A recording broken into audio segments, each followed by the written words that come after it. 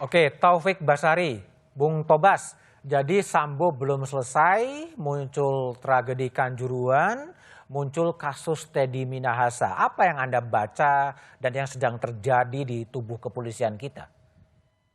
Kalau saya melihat dua kasus terakhir lah, untuk kasus FS dan kasus TM ini kan yang menghebohkan dan menjadi ironi adalah melibatkan petinggi Polri, jenderal gitu Hmm. ya.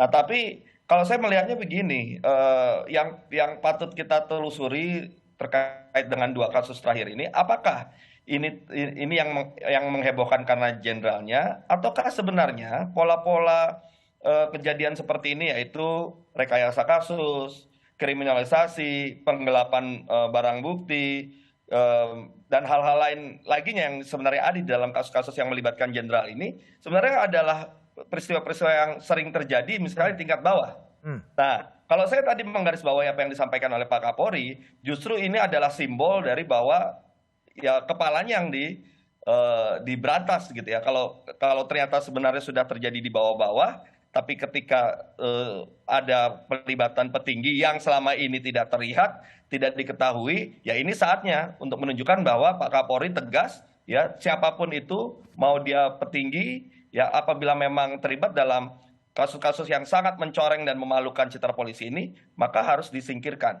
Ya, itu yang saya tangkap pesan dari kejadian-kejadian ini. Jadi betul memang ironi, tapi di sisi lain kita bisa ambil suatu hikmahnya bahwa ya tanpa pandang bulu, ya kita mulai dari atas, jangan hanya dari bawah saja gitu.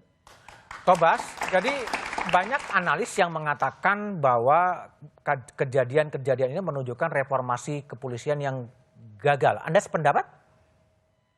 Saya melihatnya reformasi kepolisian yang belum tuntas. Belum tuntas. Belum tuntas. Artinya begini, kita tidak boleh menafikan bahwa upaya untuk kita melakukan reformasi kepolisian ini sudah berjalan. Hmm. Ya. Ada yang berhasil, ada yang belum tuntas, ada yang mungkin gagal. Yang kemudian harus kita lihat gagalnya karena apa, belum tuntasnya karena apa. Kemudian yang berhasil, apa yang menyebabkan itu menjadi suatu keberhasilan. Nah jadi kita harus objektif memang, Oke. tidak boleh kemudian kita pukul rata bahwa seolah-olah ini semua yang dilakukan selama ini gagal.